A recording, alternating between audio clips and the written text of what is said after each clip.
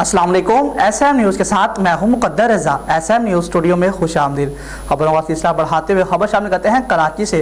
West zone के इलाके new Karachi में सिलेंडर धमाके से रहायशी इमारत का एक हिस्सा मुनहदम हो गया। हादसे के नतीजे में आग लगने से एक ही खानदान से तल्लुक़ रखने वाला एक शख्स जाँ बहक हो गया, जबकि बच्चे समेत 3 अफराद जख्मी हो गए। इस हवाले से मज़ीद तफसीलात बता रहे हैं SM न्यूज़ के ब्यूरो चीफ जुल्फ़कार अली। जी जुल्फ़कार अली, बताइएगा क्या तफसीलात हैं आपके पास? हादसे के नतीजे में आग लगने से एक ही खानदान से तल्लुक़ रखने वाला एक शख्स जाँ बहक, जबकि बच्चे समेत मतअद्दिद अफराद जख्मी हो गए।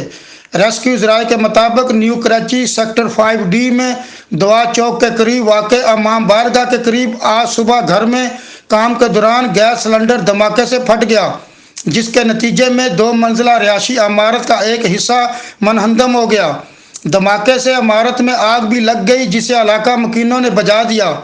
शिपा तर्जुमान के मुताबिक इनके रजाकारों ने फौरी तौर पर मौका पर पहुंचकर एक शख्स की लाश जबकि बच्चे समेत 5 अफराद को जख्मी हालत में इमारत के मलबे से निकालकर अस्पताल मुंतकिल कर दिया। पुलिस का कहना है कि हादसे के मकाम पर इमदादी काम जारी है। मजीद भारी मशीनरी भी तलब की गई है। SSP सेंट्रल आरफ राव असलम का बताना है कि धमाके के नतीजे में गिरने वाली इमारत के मलबे से माँ, बाप और 4 बच्चों को निकालकर अस्पताल मुंतकिल किया गया है। उन्होंने बताया कि मलबे तले मजीद किसी के दबे होने की इत्तला नहीं है। जी बहुत शुक्रिया जुल्फ़कार, तफसीलात से आगाह करने के लिए। मज़ीद खबरों के लिए देखते रहिए SM न्यूज़।